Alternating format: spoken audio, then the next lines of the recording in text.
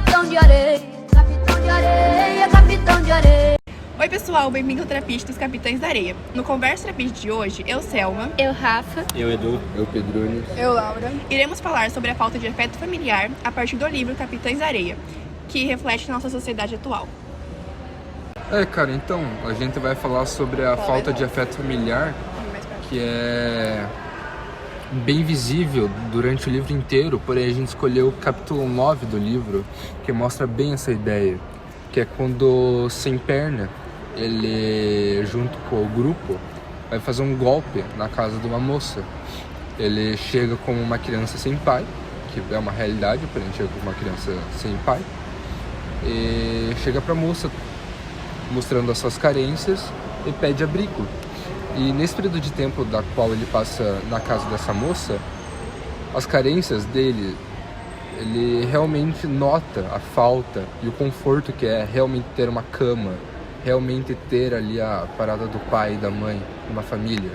E ele sempre enxergou os Capitães de Areia como a família dele.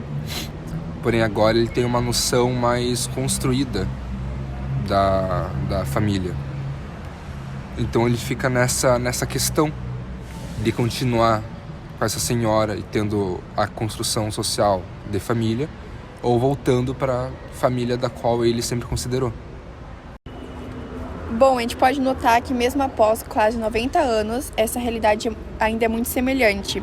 A gente trouxe um dado, um estudo feito pela ONG Visão Mundial, aponta a existência de 70 mil crianças em situação de rua em todo o Brasil. Esse estudo foi feito em 2020 e esses dados só aumentaram a cada ano, só aumentam. Das mães solos que sustentam a casa e que têm filhos menores de 14 anos, 56% delas estão abaixo da linha da pobreza. Quando a família vive com até 5,5 dólares por dia, parâmetro adotado pelo Banco Mundial. Já quando a responsável é mulher preta ou parda, o mesmo índice sobe para 64%. Como é o caso de Elizabeth Oliveira dos Santos e a filha Laila, de 14 anos, que disse que sempre lutou sozinha para criar as filhas dela, segundo a fonte luneta.com.br. Também tem um caso daquele garoto de 11 anos que ele foi encontrado acorrentado num barril. Ele comia cascas de frutas e quem acorrentou ele foi o pai e a madrasta dele. E a única vista que ele tinha de fora era uma janelinha que não tinha nem 30 centímetros. Isso é uma situação bem intensa, né, bicho? Mas daí lembra bastante aquele filme O Quarto de Jack, tá ligado? E tem a brisa que daí é uma situação que acontece bastante, querendo ou não, aqui no Brasil. Eu conheço vários casos, só que é uma parada que não ganha tanta visão. É a realidade, né? É a realidade, exatamente. Só que por ser, tipo, o que acontece com os filhos, é o próprio pai e mãe que tá fazendo, muitas vezes o filho não vai na polícia e não vira notícia, e não sai isso a público assim, tá ligado? Pra todo mundo ver. Isso é um problema, cara. E tem muitas vezes que isso acontece, tipo assim, as pessoas nem descobrem, só fica escondido esse negócio. Crianças sofrendo dentro de casa e não conseguem ir lá pra fora pra poder dizer o que tá acontecendo. Exatamente. Muitas vezes, pelo fato de ser criança, a criança não sabe que aquilo ali é uma coisa ruim. Ela não tem noção que aquilo tá acontecendo, entende? Aí rola um troço ruim com a criança, tipo, bullying na infância. Né? Acaba afetando a criança, né? Exatamente, Isso é uma parada, realmente bem paia. Sim, às vezes ela sofre o afeto familiar em casa, só que ela nem tem noção do que é isso, exatamente. Porque ela não tem comparação, ela não tem com o que comparar, ela não sabe que ela tá sofrendo essa parada. Sim, ela não sabe que tem uma outra realidade. Exatamente, bicho. E muitas vezes as crianças que estão sofrendo isso, quando elas vão buscar ajuda, os adultos acabam ou achando que é um mimimi da criança ou que ela está se vitimizando. Isso tem bastante a questão agora na pandemia, a questão dos adolescentes terem ansiedade, depressão. Não que só tenha agora, mas... E os pais falarem que é falta de lavar uma louça. É falta de sair do quarto, que a gente tá muito tempo preso. Exatamente. Ou é Tudo bem falta que de pode ser surra isso. que eles também falam. Isso, que muitas vezes a culpa é do próprio pai, tá ligado? Os próprios pais fazem umas cagadas com a gente. Eles menosprezam, Exatamente. eles não ligam pros problemas do adolescente. Não aceitam nossas ideias, nossas opiniões. não deixam a gente ser a gente ter personalidade. Eles querem que a gente... Siga um padrão da sociedade. Exatamente, bicho. Um padrão que eles impõem sobre a gente. O livro trata uma história antiga, só que ainda é muito presente na nossa realidade e principalmente as crianças daquela época, elas não sabiam como pedir ajuda ou se elas tinham esse direito de fazer alguma coisa. E atualmente isso é mais acessível. E realmente é porque a questão ali da criança não saber que ela tá passando por aquilo. Como tem uma questão muito presente, muito comum, que eu até fiquei meio chocado quando me liguei nisso, que é meio que é crime o pai e a mãe não deixar você sair de casa. Não, tipo, não deixar tu ir numa festa às 10 horas da noite no sábado. Não, mas, tipo, sair de tarde com os amigos.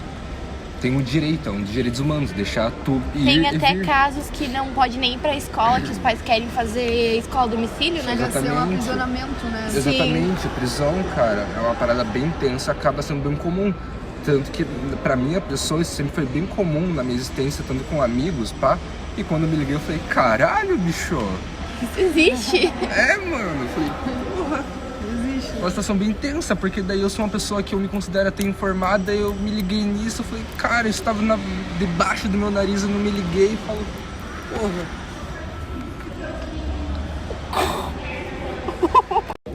A gente conseguiu o relato de uma pessoa que não foi aceita na sua própria casa sobre o seu gênero. Bom, tudo começou depois da pandemia, né?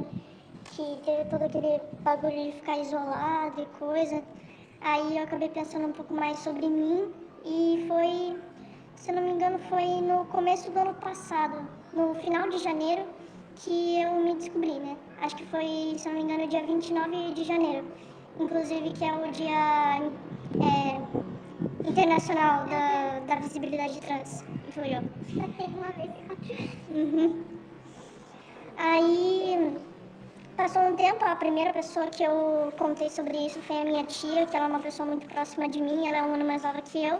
Logo depois eu contei pra minha mãe, inclusive a gente veio até aqui na escola pra ver se dava pra fazer a mudança do nome social, mas eu moro com meu pai, então como ela não é minha responsável, não dava pra fazer.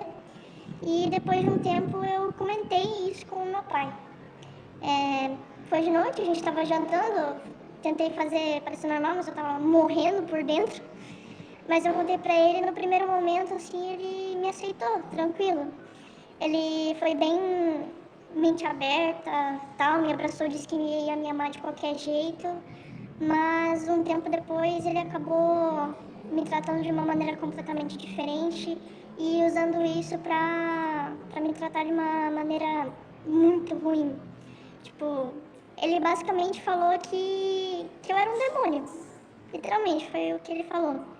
E me tratou muito mal por um tempo por conta disso, até ele, tipo, esquecer do ocorrido ou fingir que não aconteceu.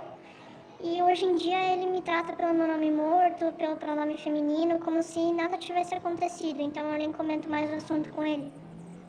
É isso. Ele não me aceita, eu também não comento isso com a família do meu pai, nem com a família da minha mãe. E prefiro nem comentar. Porque pessoas mais velhas, elas não têm a mente tão aberta quanto a nossa geração, então não é a mesma coisa. Mas é difícil realmente viver dentro da casa de uma pessoa que não te aceita realmente como você é. Tipo, a minha mãe, ela me aceita, só que ela não me chama pelo meu nome social, nem pelos pronomes certos. Tipo, é questão de aceitar, mas não fazer. É realmente bem difícil a situação. Aqui dentro da escola eu me sinto um pouco mais acolhido, só que ainda tem a dificuldade do pessoal que não consegue me chamar pelo pronome certo, muitas vezes erra e eu me sinto constrangido várias vezes. É uma situação muito difícil para as pessoas trans, eu entendo isso muito bem. É realmente uma situação bem intensa da parada da pessoa trans se assumindo, tá ligado? Tanto hoje em dia como antigamente, as pessoas LGBT se assumindo. Tanto que no livro acontece isso, né? 2 garotos, eles começam a se pegar lá no meio e isso divide o grupo totalmente, tá ligado? Por opiniões, por preconceito, entende? Mas hoje em dia, até hoje em dia existe isso, tá ligado? É uma parada assim meio até absurda do cara se parar pra pensar. Pelas nações da saúde mental lá, coisa arada, era considerado até o início desse ano transexualidade uma doença mental. Sim. Fiquei de cara, bicho. Eu também fiquei, eu ouvi isso. Eu também. É realmente foda pensar que, porra... A pessoa não pode ser aceita do jeito que ela é, né? Pois é, pleno, porra, 2022, os caras ainda tem um pensamento desse, cara. Não é nem questão de Como se opinião. fosse culpa da pessoa, sabe? Ter nascido assim, bicho. sabe? E ainda vem... E é a ciência, tá ligado? Não é questão de opinião, religião, ideologia. É questão de ciência. A ciência queria provar que isso era uma doença, cara. Pô, que troço absurdo. Olha como isso soa, cara. Que transexualidade, a ciência queria... Os cientistas queriam provar que transexualidade era doença, mano. Meu Deus. Olha que troço absurdo, cara. Sim, realmente. Ô, na moral... Bom, galera, é basicamente isso. Essa foi nossa Conversas no Trapiche de hoje. E Valeu. é isso. Dá tchau. Tchau. Ai, meu... Dá tchau. Paz.